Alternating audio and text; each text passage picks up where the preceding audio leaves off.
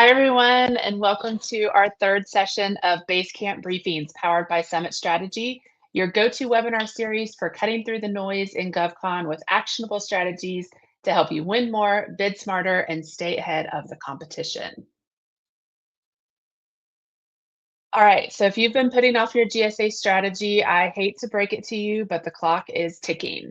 Today, we are going to dive in and talk about the GSA Multiple Award Schedule, aka MAS, and why it's not just a nice to have anymore. Agencies are being told to use it, contractors are expected to be on it, and if you're not already planning around it, you're going to miss the boat. I'm not trying to scare you, I'm just trying to be honest. So, we want to talk about what's happening, how the mass is changing, and what it actually takes to not just get on, but win through it. So let's jump in. I want to say a special thanks real quick to our data partner, HireGov, who we use for market research, intel, solicitation data, and more. My name is Kristen Maycumber, and I am the founder and CEO of Summit Strategy. I have spent my entire career helping government contractors and professional services firms win more, bid smarter, and position themselves for long-term success. I am joined today by Carol and Beth. Carol is our resident GSA schedule expert. She has been supporting clients who want to get on the schedule for more than 30 years, which is really since the early days of GSA schedules as we know them, and she boasts a 100% success rate. She is having technical difficulties today, which is why we were a few minutes late. So if we don't get that sorted out, I'm going to pretend to be Carol and go through her slides as well. And then I have Beth here, who has been in federal contracting for 15 years. She's an expert on BD strategy and pricing strategy, and she has experience across a wide range of clients and government customers, including millions in GSA wins. At Summit Strategy, we help growth-minded firms show up stronger in the market through smarter business development, clearer messaging, better proposals, and more strategic pursuit processes. Whether you're chasing city contracts or federal GWACs or vehicles like the GSA MAS, we help you compete and win. All right, so here is what we are going to cover today. We're going to go through an overview of GSA MAS. We're going to talk about how to do your research. We're going to go through what we consider to be the win formula. We're going to give you 5 MAS-ter moves, which is really our playbook for how to be successful. And then we're going to talk about how what to do after you win a spot on the schedule. All right, so let's dive in and talk about an overview. So let's start with the basics. What is GSA MAS? It stands for the General Services Administration Multiple Award Schedule. But don't let that name scare you. It's basically the federal government's pre-vetted go-to contract vehicle that makes it easier for agencies to buy what they need quickly and without a lot of red tape. If you're a business selling to the government, this is the table that you want a seat at. Because when an agency wants to move fast, they're not going out to open market. They're going to buy from the schedule as much as they can. So let's talk about why the GSA schedule is actually worth it. First, over $52 billion went through MAS in fiscal year 24. That is a massive a volume of spend, and it's growing. Agencies are starting to lean more and more on GSA because it's faster, it's easier, and it's already pre-negotiated. That's the second point. There's less red tape. If you're on the schedule, contracting officers can move fast. They don't have to justify why they're buying from you. It's already baked into their process. Third, it's about accessibility. You're just easier to buy from. They can literally go into GSA Advantage and find you. Plus, it's a long-term contract, so it can be up to 20 years with renewals.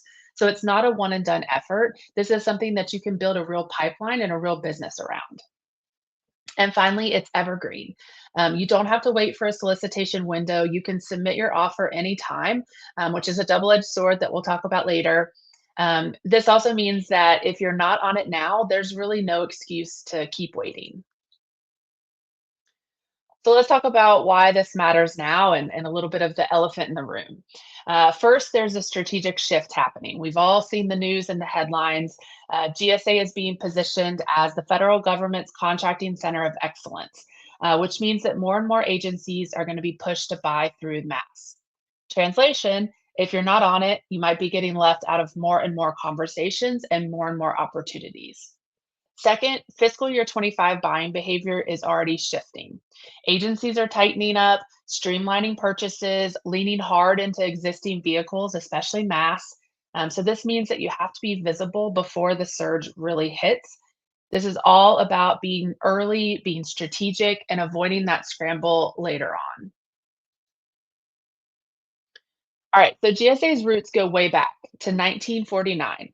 That's when the government created the GSA to simplify procurement, and they launched the first federal supply schedules for things like office supplies and furniture. Fast forward to 1994, the FASA, otherwise known as FASA, encouraged the use of commercial items over custom development and introduced past performance as an evaluation factor. For the first time, then, agencies didn't have to buy the cheapest thing, they could buy what gave them the best value. In 1996, Klinger Cohen strengthened the preference for commercial solutions, promoted performance based contracting, and pushed even harder for streamlined IT procurement. Notably, it created the IT Schedule 70, which you may or may not have heard of. It also made it much easier for agencies to buy from small businesses. So everyone, of course, with that development, everyone wanted to get on the schedule. So the program really exploded. Soon, almost every vertical market had its own separate schedule. We tried to fit them all on one slide, but it was too cluttered. It was just too much to show how many different schedules there were. So, for example, like if you provided services that could be considered IT, management consulting, or financial services, or a combination of them, you had to obtain and manage three separate contracts with all of the associated duplications, contradictions, and other headaches. It took a while, but GSA eventually realized the contractual nightmare was as bad on their side as it was on industries. So in 2015, they introduced the corporate or professional services schedule, which allowed some vendors to consolidate some of their highly similar contracts.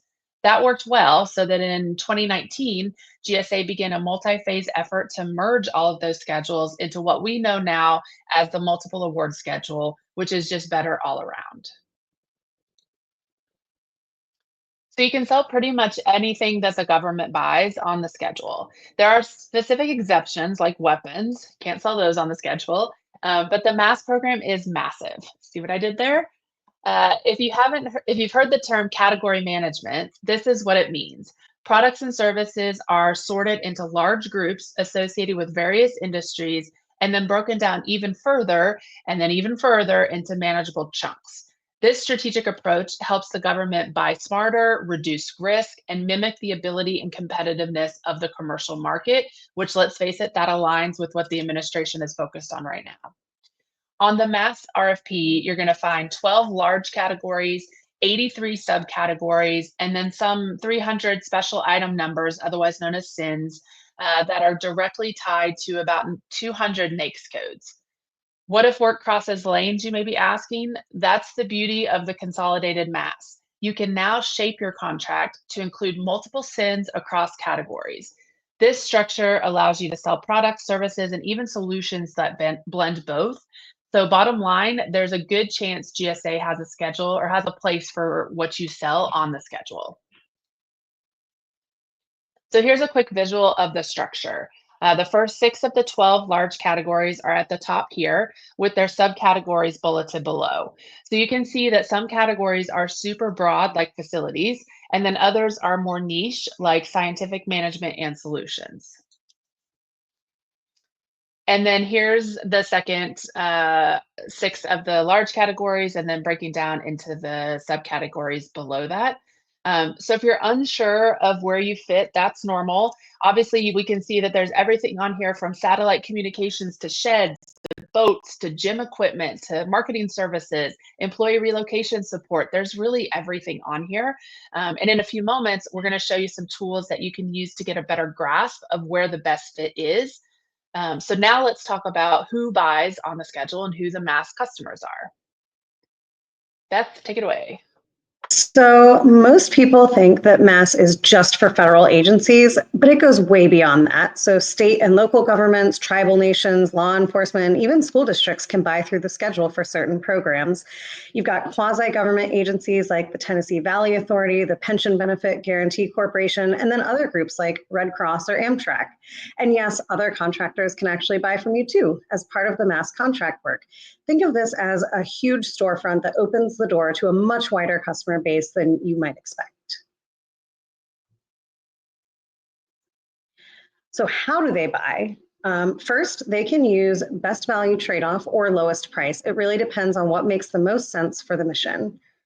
They can also run competitive RFQs, or if you're the only one that can meet the need, they can also go sole source.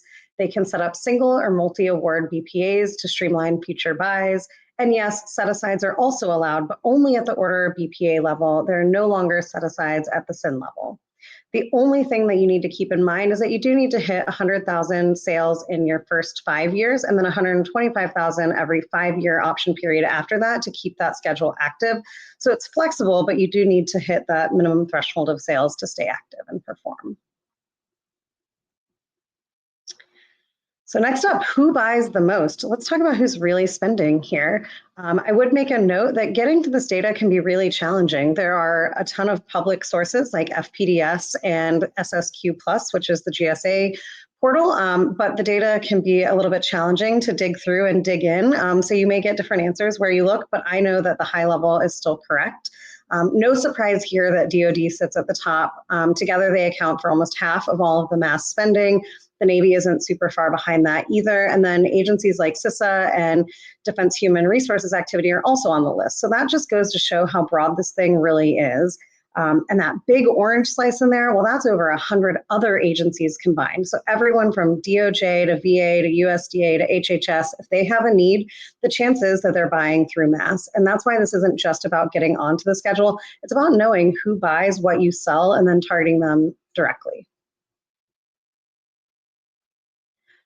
We can also talk about some of our SLED buyers, state, local, and education. So yeah, it's a federal contract, but under cooperative purchasing, state and local governments can use it too, especially for IT services like 54151S, which is the most commonly sought after SIN in SLED. So no surprise here that Florida, New York, and Texas are leading the way. So back to the federal government, what are they actually buying? IT dominates hands down, over 27 billion spent in fiscal year 2024. Think software, hardware, cyber, cloud, all the hot button tech stuff that the government needs right now. Professional services come next. So that's going to be your consulting, staffing, training, all that people powered work. Then you've got security, facilities, office management, and still billions are being spent there. It's just more spread out. And that big orange chunk, that's again the everything else bucket. So if you've ever wondered if your niche fits on the MAS, it probably does. So let's zoom out for just a second and talk about how much do they really buy. This has been steadily growing over the last 30 years. The blue lines show that recently the number of contracts has leveled off, even as the number of vendors is still increasing, although more slowly. That reflects GSA's recent merge from 30 plus separate schedules, kind of like IT 70, MOBIS, PES, et cetera, into today's single consolidated MAS program. Meanwhile, the sales have kept climbing, even though it's at a much slower rate for small businesses than other small businesses. So what does that mean? It means the money is still flowing, and if you're on MAS and positioned well, you can absolutely grow. And I would expect that moving forward, we're going to see this money keep growing and growing as the initiative to consolidate even more has been given as a directive. If you're a small business, you still get a solid piece of the pie, but the competition is real and it is getting tougher. So you need a strategy, not just a seat at the table.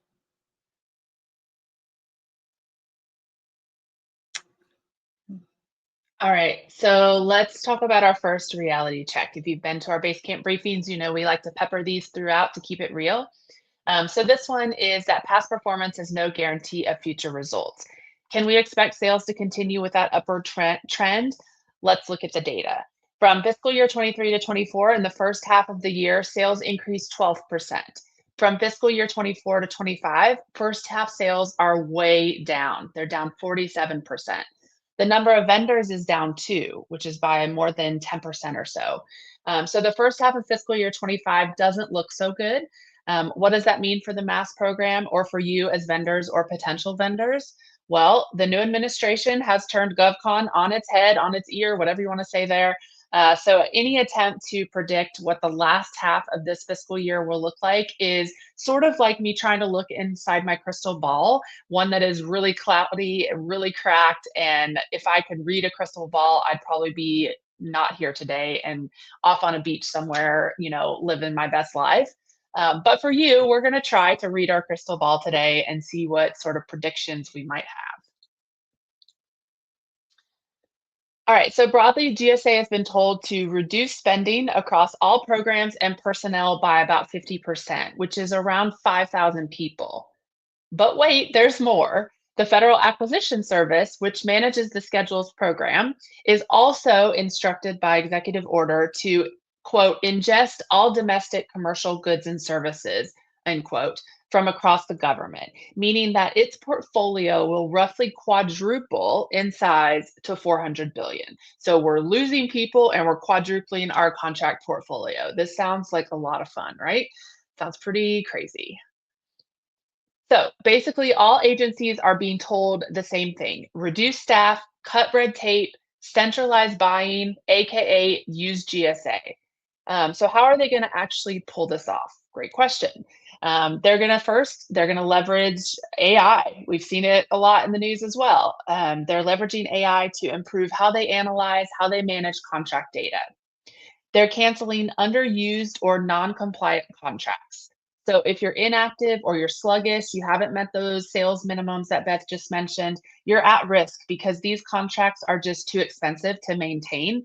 GSA has always had the option to cut people that were underperforming, but they haven't really enforced it, and that's changing now. They are enforcing it.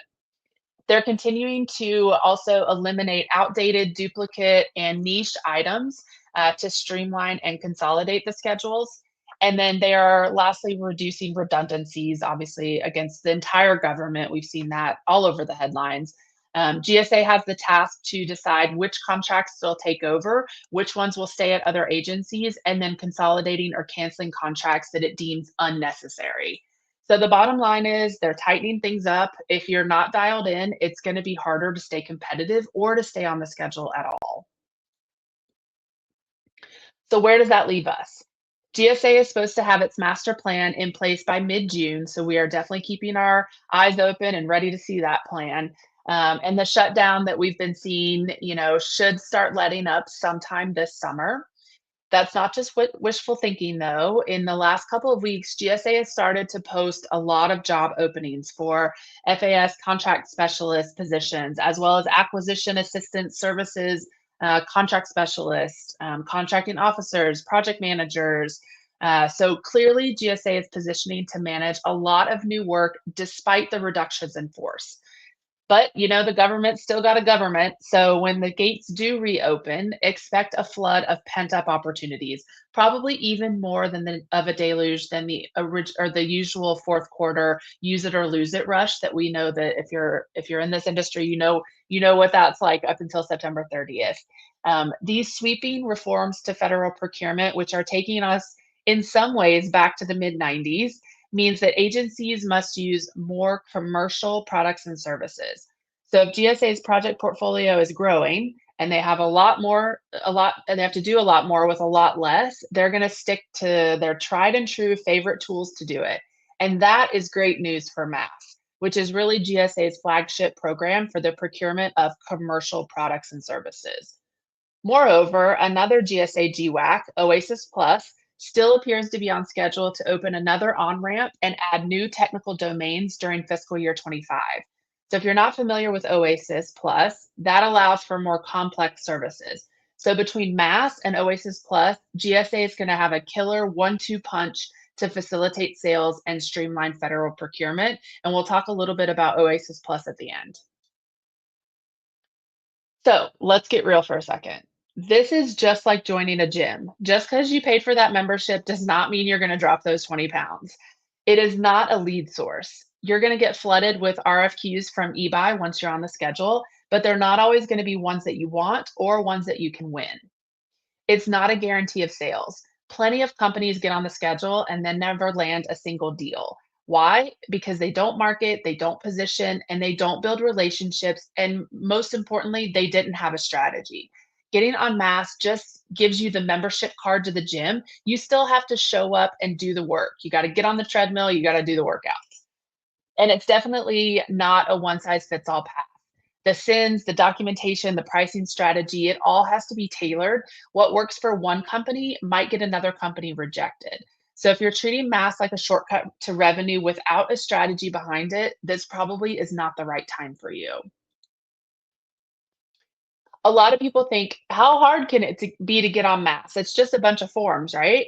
Wrong. Sure, you can figure it out on your own, but most don't get it right the first time. And in fact, according to GSA audits, around 20% of submissions get flat out rejected, about 60% are kicked back for major revisions, and about 80% end up in negotiations. So if you're serious about using MAS to actually win business, you have to nail it from the start. All right, so I want to kill some common myths for a second. This first one, I'm not going to make any money. I hear this all the time. A lot of people panic when they hear that GSA wants your best pricing. They think that it means slashing your rates, losing money, but here's the truth. GSA pricing is just your ceiling. It's just like any other IDIQ. You can and you will be expected to discount on task orders. That's where you're actually going to compete for work. So no, you don't have to lose money. You just have to be strategic. Here's another one we hear all the time. I can get on with any sin. No, not all sins are a fit for what you sell and how you sell it. GSA audits show that around 35% of rejections are because people sought the wrong sin or they applied for the wrong sin. GSA is going to want proof. They want receipts. They want past performance, relevant experience, pricing, all that aligns with these sins. Picking the right sin is strategy. It's not guesswork. And then finally, this one can get people in trouble. The mindset that they only have to do this once, wrong. Getting on MAS is just the start. You still have to update your pricing. You have to add SINs. You have to manage modifications, track reporting, remit fees, and stay compliant year over year. If you treat MAS like a one and done, it's going to expire, it's going to go stale, or you might get flagged for cancellation. This is a long game. You have to stay active or you get left behind. So remember earlier when we said that we were going to show you some tools, here we are. Before you rush to get on the schedule, you need to pause and you need to do your homework. Don't just assume your buyers are using GSA. Most do, but some do not. You want to pull spend data. You want to look at who is buying what you sell, how they're buying it. You also want to look at your competitors. What SINs are they on? What rates are they publishing? Can you be competitive? If you're not clear on that landscape, you're really flying blind. So I'm going to run through a couple slides here. We're not going to delve in too deep. You'll have the links in the slides once we send these after the fact, so you can dig in and click the links at your leisure. But I just wanted to show you some of the tools that you need to be using. All right, so this slide and the next three have those links right there in the titles. So the e-library serves as the official online directory for GSA and the Veterans Affairs, which is the VA schedule contracts. We haven't really talked about the VA contracts too much, but they do work the same way. They offer products and services specifically to support veterans healthcare. So eLibrary also provides vendors and potential vendors invaluable info on the available products and services, complete with published pricing, terms and conditions. This is really your first stop for market research. This is where you're going to upload and maintain your official GSA price list after award. So the search functions in eLibrary that we just looked at draw on the content in GSA Advantage. You can search this site directly, but frankly, it's much less user-friendly. And just know that it's not, just so you know, it's not that unfriendly. We did blur these screens on purpose because we didn't want to call out anyone by name because we pulled actual contract details. So we're not being too complicated by doing that. If you're a data junkie, this site has a wealth of information for you. So there's a lot of ways to mine for information. You can research sales on specific SINs, on specific NAICS codes, even PSC codes. You can also look up specifics on individual contracts, but not down to the task order level. And you can see from this screenshot, again, this is not a very user-friendly system. And also be aware that there's a lot of variation between the numbers that you can get here from these different sites. So we do want to give HireGov, our data partner, a shout out here for their help with all of our research. E-offer/e-mod is where you're going to submit your original offer, modify it during negotiations, and then maintain it throughout the life of your contract. And then there are lots of B2B and B2G communities. These are just some that are particularly interested and influential in GSA MAS initiatives. They speak on behalf of the industry and the government listens. So I would definitely urge you guys to check these out, follow them on LinkedIn, get connected, go to their events, etc. Interact, a couple other resources. So Interact is a GSA platform where you're going to find a number of specific blogs and communities for MAS, for Oasis Plus, for Alliant 3, as well as broader topics like cloud, or cybersecurity, supply chain risk management. The other three here are, of course, government-wide in scope and absolutely critical to your market research and opportunity pipeline. And you've probably heard of all three of those. All right, so you want to keep an eye on sam.gov and follow the MAS solicitation because it is not static. It gets refreshed about 3 to 5 times a year, and it's how GSA updates FAR clause references, pricing templates, submission instructions, really all of it. Refresh 26 is coming soon, and it's going to be a big one. 32 SINs are going to go away along with a bunch of other updates. Those SINs have been deemed as having insufficient market demand or administrative costs that outweigh procurement benefits.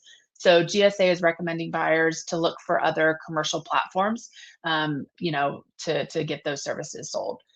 Bottom line is timing is going to matter. If you've been sitting on your documents for months, double check that you're even working off the current instructions and templates, or you risk getting your whole submission kicked back. And remember, these slides are hyperlinked, so you can click there directly on the solicitation button. You can click there on the templates button, and you'll be able to get the greatest and latest. All right, so we saw earlier how much customers spend on schedules. So it must be easy to get work, right? That would make sense. But this chart actually shows in yellow how many companies don't meet that minimum sales threshold.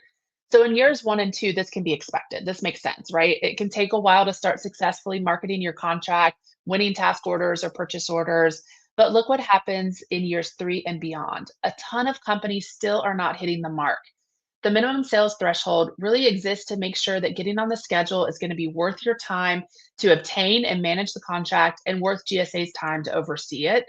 So you've heard us talk about, GSA canceling contracts right now, removing companies from the schedule. This is exactly why they're going through this cleanup effort. And this is really why you need to make sure that you're completely ready before you start down this path. All right, so let's talk about what it does take to get on the schedule. It's not magic, you don't just wave a wand and get on the schedule, but it is a formula. So let's talk about what that looks like. All right, first I want to talk about the elephant in the room, the other elephant, I guess, since I already had an elephant earlier. The lag time from offer submission, so you submitting your offer to GSA, and then finally hearing from the contracting officer to start negotiations has always averaged about 4 to 6 months. And I hate to break it to you, but it ain't getting any faster anytime soon, especially as GSA quadruples their contract portfolio and then reduces their staff. We just talked about that. So it is better to start now and try to get in before the real rush. Everyone is looking at MAS right now. So the longer you wait, the longer you're in that queue, and it's going to take forever. So my guess is if you submit now, you might get on before before calendar year 26, not fiscal year, but calendar year. So make sure you got a game plan for that. All right, so before you dive in, let's make sure that you're actually eligible. GSA is going to want to see 2 years of financial statements and 2 years of successful past performance selling the products or services you're proposing. So it can't be a brand new product, it can't be a brand new service. You can't really be a brand new company. If you are, then the startup springboard may be a better fit for you to get in the door because the springboard allows awards without some of those basic corporate quals under certain circumstances. It's not always an exact yes answer. So look at the Startup Springboard if that applies to you. We're not really going to talk about that today. But if you've got both of these things, great, you're good to go to move forward, and you can start to dive into all of the documents and requirements that you have to submit. So this is the stack of documents that you have to submit to show you're legit, basically. So everything from financials, experience write-ups, pricing strategy, technical proposal, really all of this information has to go in your application. So this is part of your assessment to make sure you have all these things ready, or that you're prepared for the heavy lift to get them done. And then depending on the category and depending on the SIN that you propose on, you may have additional requirements like an orals presentation, or some additional insurance coverages, or training, installation and maintenance repair terms and conditions. So again, just take a look at your specific SIN and NAICS and category that you're pursuing, and what those actual requirements are, because they will vary. All right, so now that we've cleared up what MAS is, what it's not, and all the requirements to get on the schedule, let's talk about how you actually win with it. So these are what we consider our 5 master moves that we see successful companies make again and again. They're simple, they're strategic, and they really separate the folks who get contracts from the ones who just get frustrated. So let's break them down. So your sins are going to make or break you. And no, I'm not talking about the religious kind. Don't guess. Research buying trends. Go in all those tools that we just showed a while ago. You know, if you pick the wrong one, you could either get flat out rejected, or worse, end up in a lane where no one's buying what you sell. So you have to choose sins based on what the government categorizes what you do, not how you talk about it. So you need to really make sure that it lines up with how the government buys. This is going to be a strategy call. This is not a guessing game. You can't just like close your eyes and pick a sin. You really need to be strategic about it. These are the top reasons for proposal rejections. So things like incomplete or incorrect documentation. Like if you're missing, missing documents, or you use the wrong templates or outdated templates, you're getting rejected. If you show financial statements with net losses, without adequately explaining that, that's going to raise concerns about your company's stability. Remember, this is a 20-year contract. They want firms that are going to be stable. If you don't justify your pricing, or if you have discrepancies across documents, that may lead to getting rejected. Um, if there's a misalignment with SINs, we've hit on this a lot. If you offer products and services that don't align with the selected SINs, you can get rejected. So all of this points to having a lack of internal readiness. So again, you want to make sure that you get all this right before you start down this path, and definitely before you submit. So you don't want to wait till you're on the schedule to start BD. You want to start warming up your pipeline before you submit your offer. So you want to talk to buyers, you want to post on LinkedIn, you want to build your capability statement, get your website page ready to launch that has the GSA schedule on it. Because when your contract is signed, you want to hit that ground running, already in motion. You don't want to just be sitting there waiting for the phone to ring, because it's not going to ring. Getting on the schedule is really just the start. The real value is in how you use it. So you need a game plan for marketing, for BD, pricing, strategy, contract maintenance. Again, MAS is not going to be the win. It's your strategy. So the companies that treat it that way are the ones that are going to win consistently and really build a pipeline and a business around MAS. And then lastly, because the GSA MAS offer does not have a set deadline, it is really easy for it to fall to the bottom of your priority list. Other deadlines are going to come in, you're going to be busy running your business, or doing your job. And this is going to be one of those things like, oh, I'll get to that next, I'll get to that later. And when that happens, your documents are going to expire. GSA is going to issue new templates, and you're going to have to start over. Your financials are going to have to be updated. You're going to lose momentum. And what could have taken 30 to 60 days to prepare this submission starts dragging on for months and months, and sometimes years. And we've actually seen companies stall out completely. So here's your reminder: don't let it slide. Set a deadline, treat this like a real pursuit with a real deadline, and work towards that. All right, so you win a spot on the schedule. Congratulations, that's great. Now what? This is where a lot of companies start to drop the ball. So this is the part that really no one talks about, but this is everything. Getting on the schedule is not going to do a damn thing for your revenue unless you actually market it. You need a real business plan, a real marketing plan, and people who are going to be responsible for BD, for capture, proposals, contract management. No one is going to hand you business just because you're on MAS. You got to go out and get it. You have to be relentless. Of course, if you need help with your schedule submission or a marketing plan, game plan, business plan, whatever, you can call in the experts. And oh, by the way, that's us. So just real quick, here's how we help. So if you're ready to stop spinning your wheels, if you're overwhelmed by all the documentation that you have to pull together to submit this, we have a proprietary process in place that we use, that we've used successfully, that we're doing this actively with multiple clients right now. And it all starts with our Summit Readiness Assessment, which is a proprietary assessment that we have built. And we're going to tell you if you're eligible, what gaps you need to fix, and how to fast track your offer. And then we handle the heavy lift with our GSA submission sprint, again, which is a proprietary process, so that you can get approved without that stress. And then, of course, once you get a spot on the schedule, if you need help post-award, we've got you there too. Again, we're already helping tons of companies build their roadmap, develop their proposals, and win through GSA MAS. If you're interested in learning more about our readiness assessment, you can scan this QR code and it'll go to a page that tells you more and tells you pricing and all of the details that you need to know. And then you can book time directly on our calendar so that we can talk through how we can help you.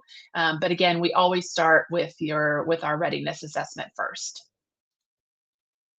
And then I mentioned Oasis Plus. This is going to be a really important contract vehicle, even more and more so for GSA and for the federal government.